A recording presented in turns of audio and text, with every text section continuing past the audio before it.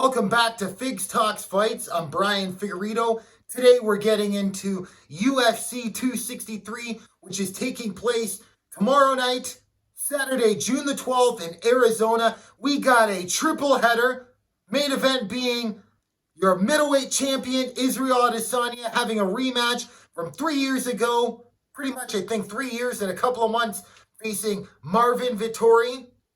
Your co-main event, Deiveson Figueiredo, and another rematch taking on Brandon Moreno from a Fight of the Year contender that pretty much took exactly 6 months ago off by just a couple of dates. And then Nate Diaz is back taking on Leon Edwards. And Leon Edwards, hell of a return, especially at 170. So let's get right into it. Look, the main event, I am pumped and excited for this one, okay? I don't know how a lot of people feel about Marvin Vettori. Doesn't have the biggest name, isn't the biggest bout they could have made at this time. But damn, considering the circumstances of Robert Whittaker, he just fought, I think 2 months ago, putting on an absolute clinic against Kelvin Gastelum. Definitely the number one contender, but with him being in Australia, the way that the quarantine works down there with, we're still in the COVID pandemic, okay? He's unavailable. Isreal Adesanya wanted to get a fight in June. Why not Marvin Vettori? Marvin Vettori trains at a King's MMA in California anyways. He's just coming off a fresh hot win against Kevin Holland just a couple of months back. So let's get into how these guys stack up. First of all, if you want to go back, if you have Fight Pass, or if you can find some sort of, a link that, there's sites out there, okay? Go and watch the first fight. It was very competitive. On the feet, Isreal Adesanya was clearly the better fighter of the two, okay? Much sharper. His timing is far better. But I mean, as far as the heavier, stronger guy that could put the weight on in this bout, it was a really close fight. Remember watching this one live, I was interested I was interested in Isreal Adesanya right from the get-go. Coming from his amazing kickboxing record, he had all kinds of hype around him. A lot of people got taken the wrong way with him saying, I'm the new dog in this cage in his debut, and he just pissed all over it. Look, I loved it. I freaking loved it, okay? Marvin Vettori shocked me a lot in that fight. Marvin Vettori was neither of these guys were anywhere near rankings at this time, okay? But they were both on the climb up. Great matchmaking, okay? Marvin Vettori is not your, all-American wrestler, okay? In fact, for a guy from Italy, his wrestling skills have developed immensely, especially for mixed martial arts wrestling. He was able to get some takedowns off of Isreal Adesanya in that fight. Couldn't really get too much control, or at least damage while controlling. He had the option to either throw damage or get control. As soon as he established control and tried to put damage on Adesanya right back on the feet, okay, and starts piecing up Marvin Vettori. Now, he wasn't brutally hurting him or anything like that. There was no point in time in this fight where you thought Marvin Vettori was going to get finished or anything like that. But he did a lot of these takedowns off the cage. Now, fast forward a couple of fights later for Isreal Adesanya, and he's fighting Derek Brunson. With all due respect to Mr. Vettori, his wrestling is not on point with a guy like Derek Brunson, okay? Whether it's pure wrestling or mixed martial arts wrestling, okay?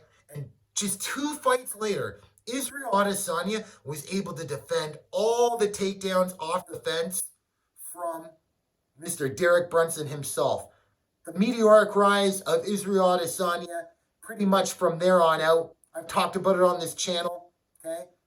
He was a skyrocket ship, and if he would have won that fight with Jan Blachowicz, man, I'm not too sure how to pronounce it. I hear both ways.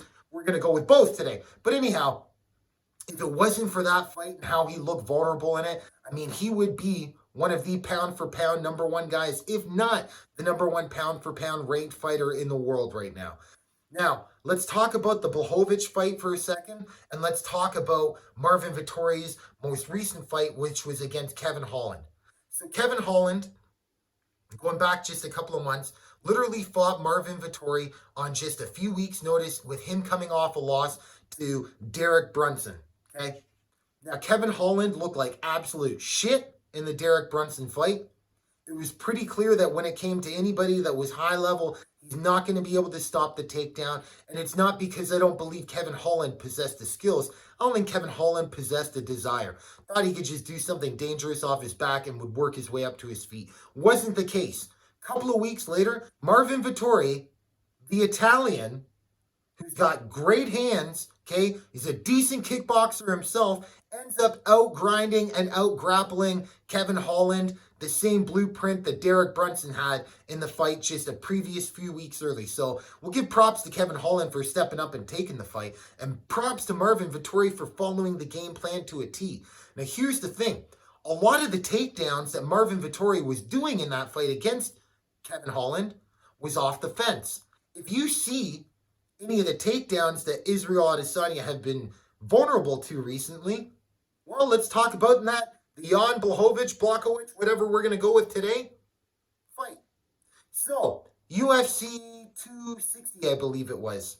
Or no, was it 250? 259, I apologize. Was your light heavyweight champion taking on middleweight champion Isreal Adesanya, okay? In that fight, on the feet, this was a pretty good technical match. Jan Blachowicz stayed nice and tight, but the difference maker was the size and the wrestling of the Polish power. Okay? He was able to get Isreal Adesanya down a few times in that fight, and it was really hard for Adesanya to get up. And the way that Adesanya could not get up is actually very concerning. So the first thing I want to establish about this is that Jan Blachowicz was not really getting his takedowns off the fence.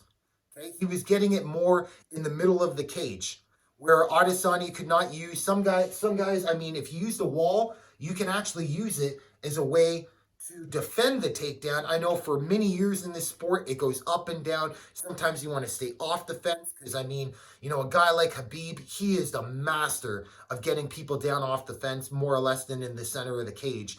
But Isreal Adesanya has mastered that defense, okay? Keeps his hips nice and wide, his legs spread apart, digs for underhooks, okay? Usually grabs an overhook on the same time, turns his way out, and gets out on an entry from there and looks to engage in the stand-up department. But Blachowicz was able to get to his legs in the center of the cage, put him down on his back, and Isreal Adesanya, he had answers, but they were the incorrect answers. So, I don't have somebody else here doing a grappling demonstration with me, but I will do my best to explain why I was highly concerned for the purple belt, Isreal Adesanya, making mistakes that the blue belts won't, okay? Now, if somebody's in a half guard, which means that the hips are controlling one leg, okay, the guy on top, his hips are controlling one leg and the other leg is loose. So it's not a full guard where the two legs are wrapped around the guy, okay? It's just more or less your hips in here, okay, if I can explain it well. Shoulder control usually comes from there. And then you put pressure on from there. You're looking to pass from side control and maybe even end up in a mount from there, all right? So my biggest concern in this fight was in the half guard. If you're coming on the right side, which means that their shoulder would be here, all right? The hips under on the legs controlling this side, and your hips can kind of scoot out a little bit from here, but still if that top guy is a big guy like Jan Blachowicz, it's going to be hard to slip out and shrimp out and try to get to your feet. But the best way you'd want to do that is if he's coming on this side, you would want to dig an underhook on this side and have some sort of a frame to separate space so you can slowly shrimp out. Now, what kind of a frame do you want? You can put a frame either on the jawline, on the shoulder, or from what I feel from my amateur ass at best, is bicep control. You push on the biceps so that they can't get that crossface on you. You dig up that underhook, you slip out, and all of a sudden, at least you're going to create a scramble, if not an escape. So, the point of my whole babbling is that Jan Blachowicz was actually getting side control on the opposite, the left side of Adesanya, okay? So if it's on the left side, the same principles of physics apply. But he was doing a defensive maneuver on the opposite end. So what I mean by that is how I explained, you want to frame here, get an underhook here, scoot your hips out. That's when somebody's coming on the right side. The problem is that Blachowicz was on the left side. Adesanya knew frame, underhook, but there's no pressure for him to escape on that side of his hip when he would have to get the underhook on this side and frame here. In the 5-round fight, he never figured it out once. That was a huge, huge red flag for me, thinking, shit, any high-level grappler that can just get this guy to his back, they're chomping at the bit now. Now, I'm sure Isreal's done everything to sharpen up these things, especially even before he hits the ground, how to sharpen up his takedown defense, sprawl a little quicker, get that underhook in instead of just trying to run back, because you are basically going, if you're running back on takedown defense without at least sprawling or getting an underhook or pushing that head down to the mat so that they can't get enough leverage to drive you, this is a matter of this guy driving forward and you driving backwards. Look, especially if they got the legs and he can clamp something there, you're going to lose almost every single time unless you're dealing with somebody that just sucks.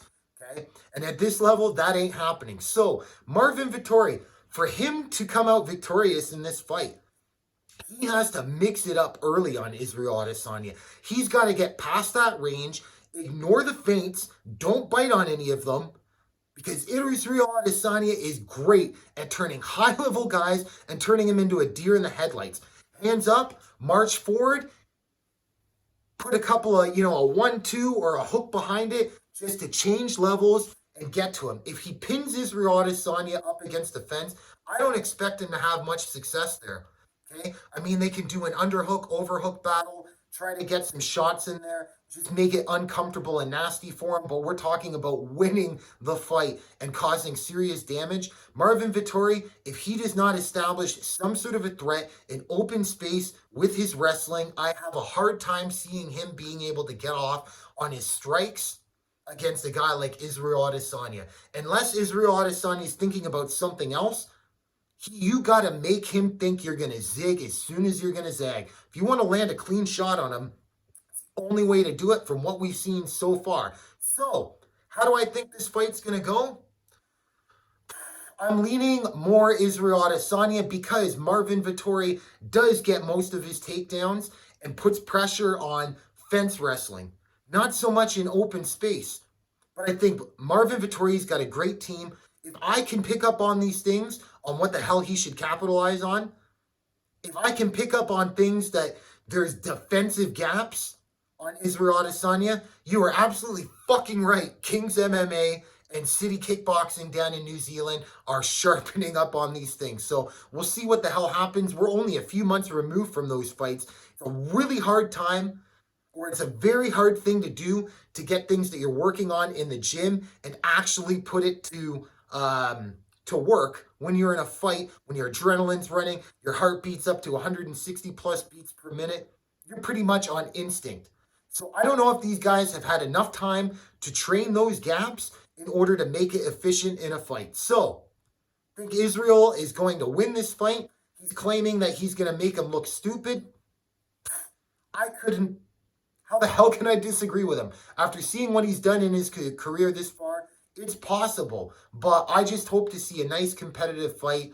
And these guys, they're trash talking towards each other. Look, it's so damn cringy, all right? I don't think either of these guys have genuine hate for one another. So, I mean, you're picking up the bottom feeders of the world going, oh man, did you hear what he called them? Who gives a shit? These are high-level guys. Let's just watch them have a good fight. Now, co-main event, Deiveson Figueiredo, Brandon Moreno. Man, I am super excited for this one. Look, I don't have too much to input either what I just said 6 months ago for a fight preview for UFC 256 when these guys took off on the first time, okay? If you're one of these guys, I can't stand the flyweights, sucks to be you, all right? Really does.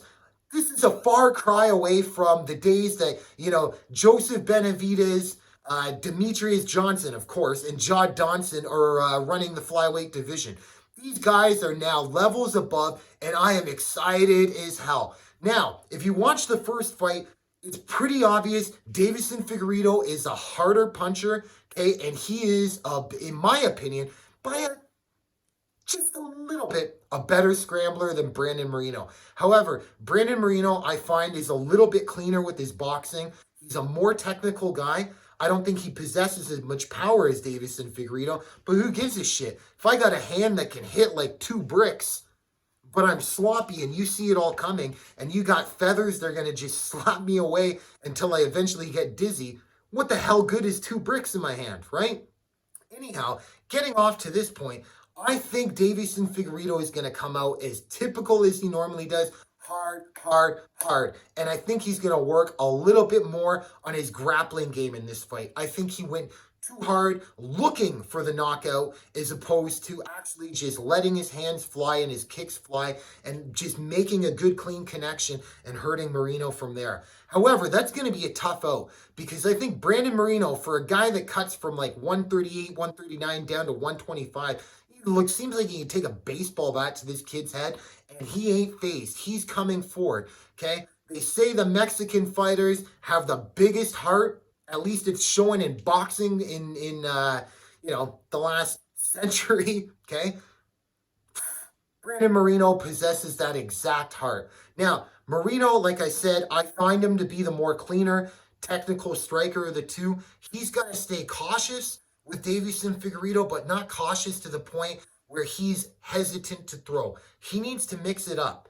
He is quick, and he's quite a good scrambler himself. I would have a hard time seeing him actually submitting Deiveson Figueiredo. I think Figueiredo is the stronger guy physically out of the two of them, okay? And with submissions, I mean, unless you are wrapped tight on that neck with both arteries are clotted right away from that choke, it's going to be difficult to submit him because you can strong arm your way out of a lot of just different joint submissions like arm bars or shoulder locks or things like that. But Brandon Moreno has got a pretty slick guillotine on him.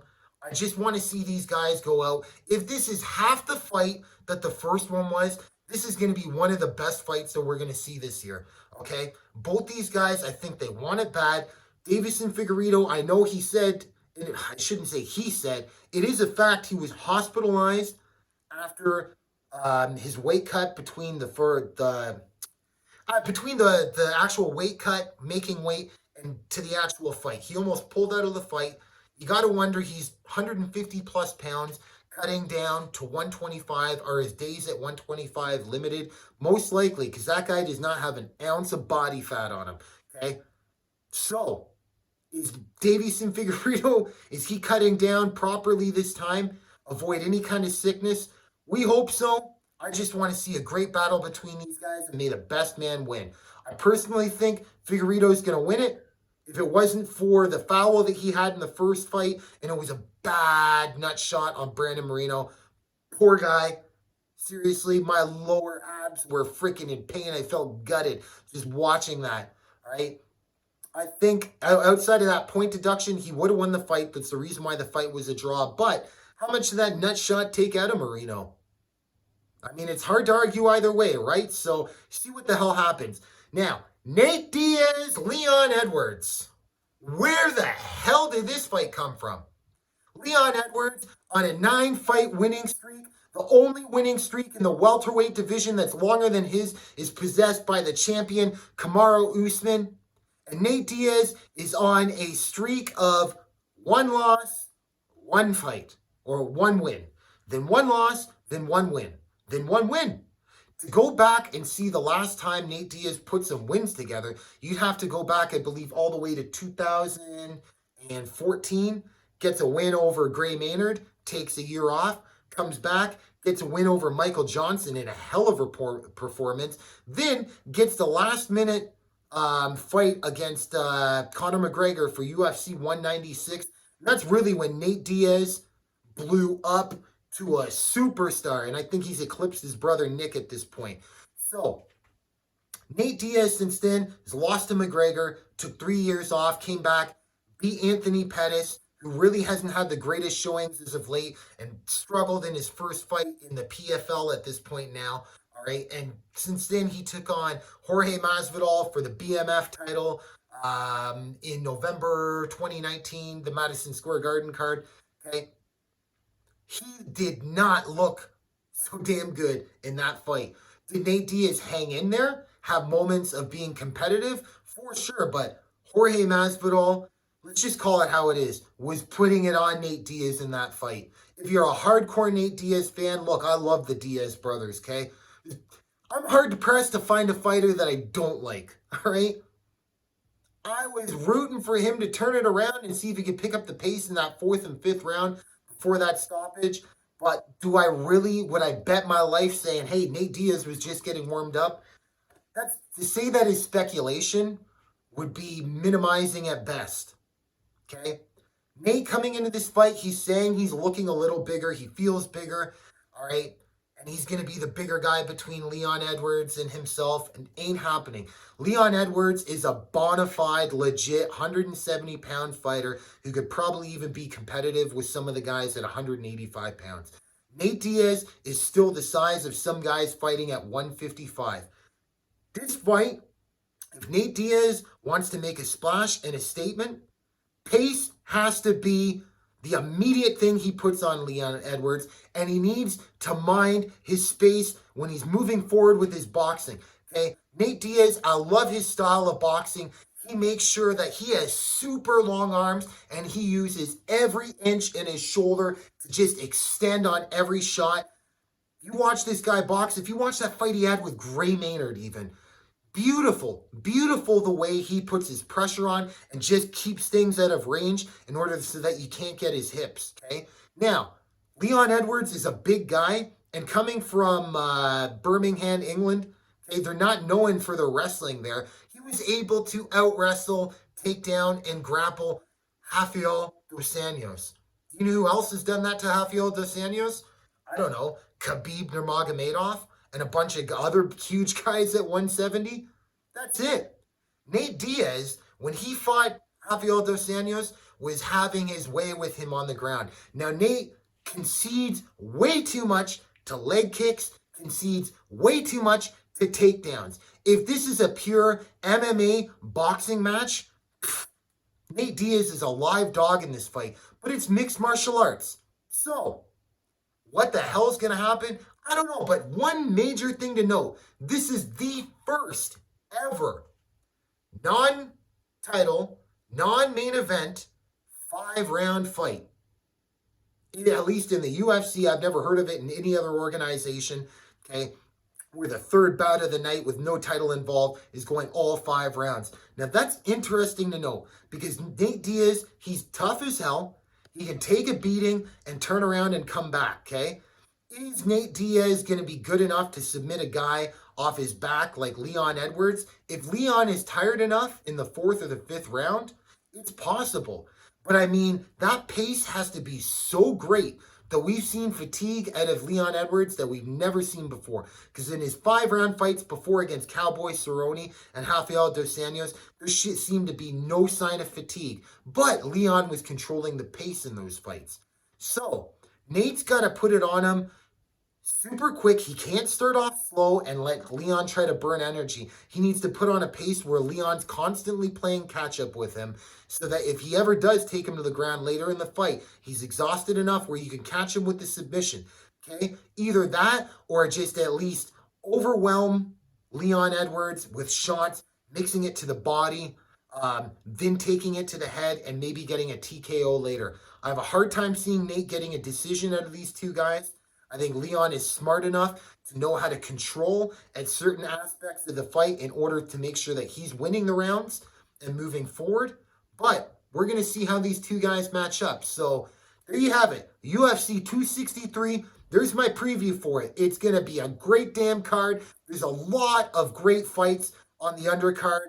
Okay, I wish I could get into them all, but I can't. This is all I got for today, all right? So, if you enjoyed the content here today, subscribe to the channel. Always appreciate it when you do. I appreciate you taking the time to watch this. Hope you enjoy the fights tomorrow. And until next time,